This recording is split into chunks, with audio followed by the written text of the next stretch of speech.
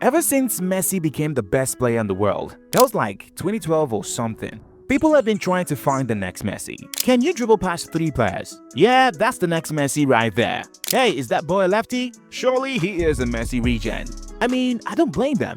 To be fair, everybody wants to witness the lightning strike twice. We want to relive the magic of watching Messi blossom into the greatest player ever right before our eyes. But here's the real truth. Being labeled as the next Messi is like a poison chalice. You're basically a victim in the making. I swear it puts a massive amount of pressure on young players. Some even let it get into their heads and lose their way. And before you know it, they're playing in the Japanese 2nd division. So without wasting so much time, here are 15 players who have been called the next Messi as kids. We'll see how their careers turned out. Number 15, we've got Ryo Miyaichi, the Japanese Messi. Ryo Miyaichi signed for Arsenal in 2011. Even before he kicked the ball, the British press started calling him the Japanese Messi. You know how the British media likes to hype up players before crushing them into pieces. Well, it didn't take long before the harsh reality of European football and recurring injuries clocked Ryo Miyaichi in the face. The step up to the Prem was just too much for him to handle. After everything, Ryo Miyaichi made only 1 appearance for Arsenal's first team. He spent the most of his time on loan to Feyenoord, Bolton Wanderers and Hamburg. After the initial hype faded, Ryo Miyaichi returned to Japan in 2020 to play for Yokohama FC, basically ending any hopes of blossoming into the Japanese Messi. Number 14. Remember the Marko Marin hype back in 2012? Everyone and their grandma thought he was going to be the next big thing coming out of Germany.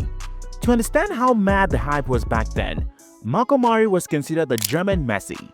Even with Mario Götze already lighting up the league by the time, crazy times. Well, you know the story by now. After lighting up the Bundesliga with Werder Bremen, Chelsea signed Marko Marin for a hefty fee. Gone to your head. I bet you barely remember that Marko Marin played for Chelsea. Can you believe he was way worse than Timo Werner and Kai Havertz at Chelsea? Like, way worse. Marko Marin ended up making only 6 appearances for Chelsea in the Premier League. He ended up going to 4 different loan spells to Sevilla, Fiorentina, Anderlecht and Mainz, but never managed to find consistency. And just like that, the German Messi nickname stopped being a thing forever. Number 13. Patrick Roberts, the English Messi. English media and hype. Man, I swear to God. In 2015, Manchester City made headlines by signing a 19-year-old Patrick Roberts. This young baller was a talented winger from Fulham's academy. And you guessed it, the English media were quick to start mentioning his name alongside that of Lionel Messi. None of us bought the hype, and yes, the hype was mad back then. But things were about to go to another level when Messi said that Patrick Roberts was one to watch. Maybe the GOAT saw something we couldn't. Wrong. Patrick Roberts barely made an impact at Manchester City. He was nowhere near the levels of Oscar Bob or Phil Foden, let alone Lionel Messi. The highest point of his career was at Celtic, where he showed flashes of his brilliance. But that was it. He never made it to the Prem as a top player. By 2020, Patrick Roberts had been out on many loan moves at Girona, Norwich City and Middlesbrough without leaving any memorable impact. Today, the English Messi is playing in the EFL Championship with Birmingham on loan from Sunderland. Number 12. Alen Halilovic, the Croatian Messi. Most people in football would know about Alen Halilovic. Back then, he was at Dynamo Zagreb.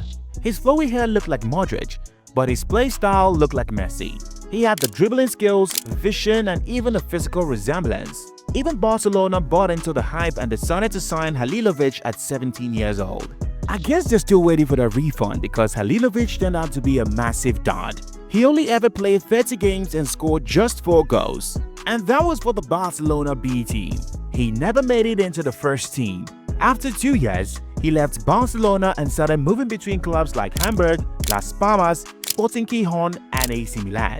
By his mid-20s, the initial Croatian Messi hype had faded. He's now stuck playing football somewhere in the Balkans, far away from the toxic limelight. Number 11. Gerard Deulofeu. Gerard Deulofeu is another example of a promising talent from La Masia who faced immense expectations. Right from his debut, he was compared to Messi. This sounds cringe now, but Deulofeu was a legit baller. He had electrifying pace and a low center of gravity. He just had to be there to understand how good he was. He was so good that he even earned a senior cap for Spain as a teenager, and this was back when Spain were dominating world football. Unfortunately, the Messi curse fell on Deulofeu. You could see the raw talent was there, but he just lacked the tactical discipline and clinical decision-making. He was just too frustrating to watch. The best way to describe him was that he was the best player in a bad team and the worst player on a good team. So, after a handful of appearances for Barcelona's first team, he was sold to Everton before going through various loans and transfers, including spells at AC Milan and Watford. Deulofeu's most memorable achievements involved dragging Watford to the FA Cup final. Then they got smashed 6-0 by Manchester City, and he was hooked after the 66th minute. He returned to Barcelona briefly under coach Ernesto Valverde, but it never really panned out because he just wasn't good enough. Plain and simple. You know the painful thing? Deulofeu openly acknowledged the crushing impact of being compared to Messi. The dream turned into a nightmare he could never shake off. Now at number 10, Giovani Dos Santos, the Mexican Messi. Giovani Dos Santos also came for the famous La Masia Academy. Hand to God, I actually believed he was going to be the next Messi. At youth level, Dos Santos was unreal. I'm telling you right now, go check out his highlights reel on YouTube. He was a baller. But at senior level, Dos Santos never quite found his rhythm. That hat-trick against Ryo Miyaichi sold us the dream. And in what was basically career suicide, he decided to join Tottenham Hotspur in 2008. Injuries and crushing inconsistency plagued him throughout his career. He later left Spurs for Mallorca and Villarreal before finally landing in the MLS. During his time playing for LA Galaxy, Dos Santos still showed those moments of brilliance expected of the Mexican Messi. But he was never that guy. At least he has the Olympic gold he won in London to show for it, as well as a few Gold Cup trophies. Number 9. Munir el Haddadi, the Moroccan Messi. Munir el Haddadi was another La Masia graduate who seemed destined for superstardom. He even scored on his La Liga debut for Barcelona at the age of 18. There was tremendous buzz around him and many believed he might carry the club's legacy forward thanks to his incredible promise. To be fair, he was a decent forward and scored a few crucial goals for Barcelona. Just like others before him, Munir faced the harsh reality of competing with the legendary MSN, which limited his playing time and forced him into a series of loans. After earning a single 13-minute senior cap for Spain in 2014, his international career effectively ended. So he had to switch allegiance to Morocco after years of legal battles and a FIFA rule change. At the club level, Munir played for Sevilla and Getafe before joining Las Palmas. Number 8. Xavi Simons was once widely regarded as the only youth star at the Barcelona Academy dubbed as the next Messi. By star, I mean that we started watching his highlights with the blonde afro when he was a tiny kid. And the fact that he had the same name as the iconic Xavi Hernandez made the hype more legit. But once the physicality became necessary, Xavi Simons started to struggle. He failed to make an impact at Barcelona. So when he chose to join PSG, the entire football world forgot about him. You have to remember that this was back then when PSG were just signing random star players in an attempt to build a super team. Simons had been loaned to PSV Eindhoven and RB Leipzig before finally making a big money move to join Tottenham in the summer of 2025. Unlike others on the list, Simons is still young and showing clear improvements. He hasn't faded into obscurity, but his path has been slower and less direct.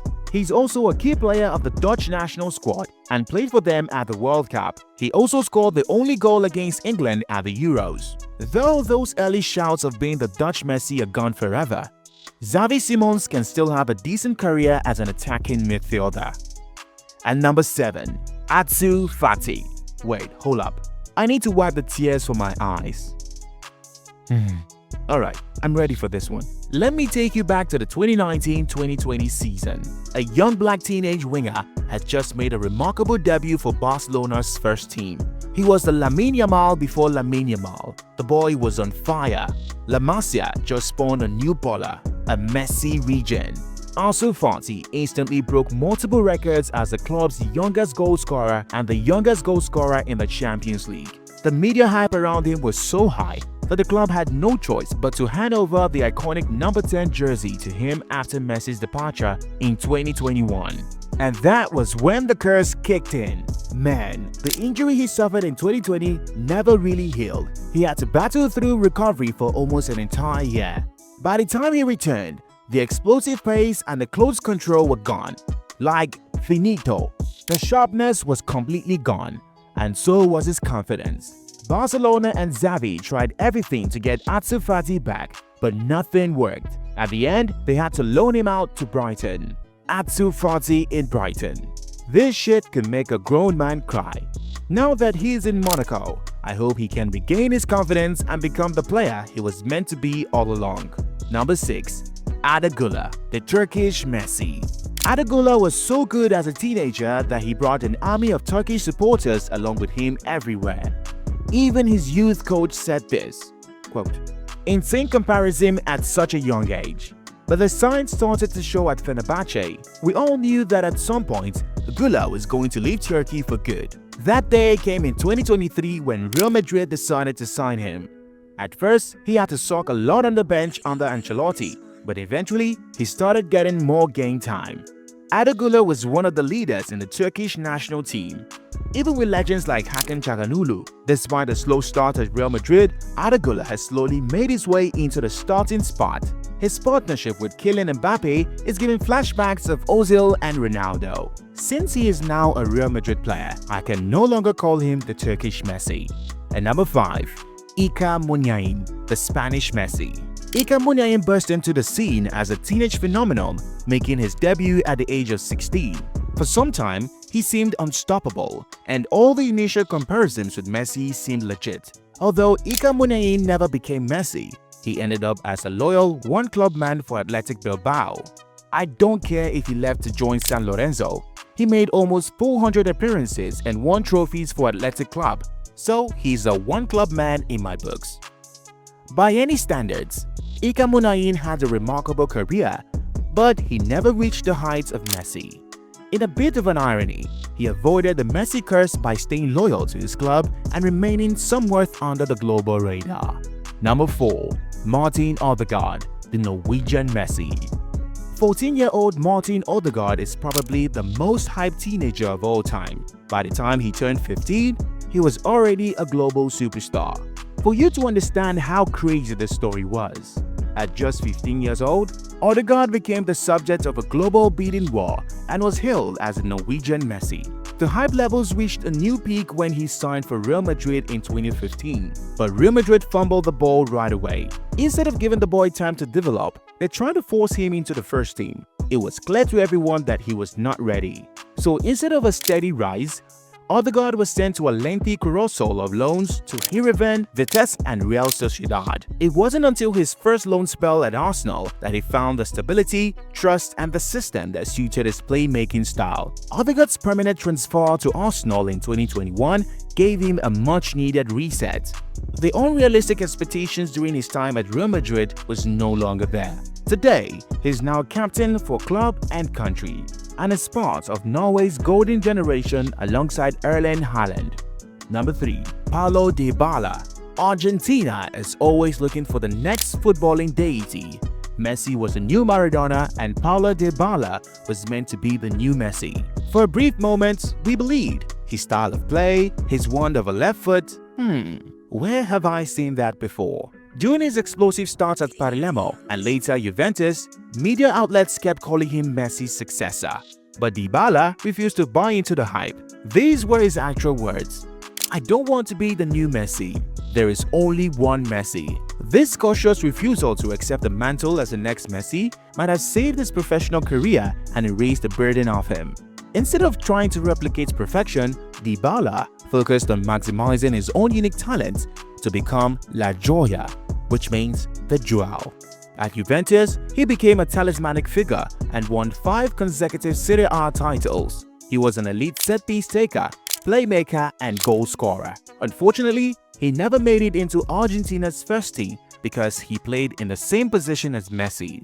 No chance he was gonna bench the GOAT. Dybala still scored a crucial penalty in the World Cup final after coming on. Imagine how good you have to be that even though you won the World Cup, people still think you didn't fulfill your potential. Number 2. Bojan Krkic, Mini Messi.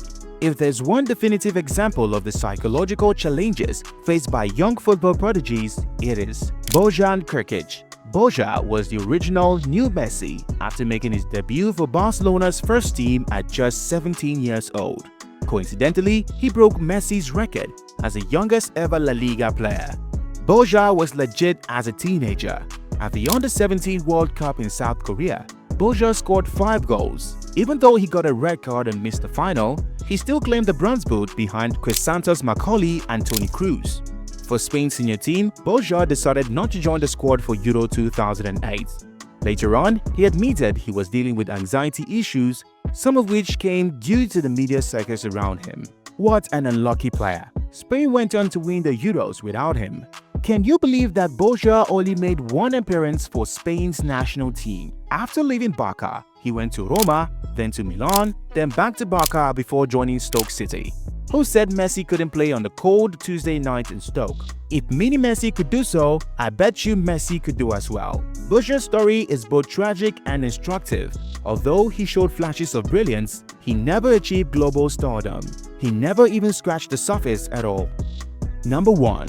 Lamine Yamal. If any current player has a shot at becoming the next Messi, then it had to be Lamine Yamal. After all, he's the only one touched by Messi himself. As a left-footed La Masia graduate with a low center of gravity and silky techers, the comparisons to Messi are inescapable. But for the first time, someone is actively living up to the formidable expectations. Lamine Yamal is like Messi with a touch of Neymar. During Yamal's first full season for Barcelona, he set numerous age-related records at both club and international levels.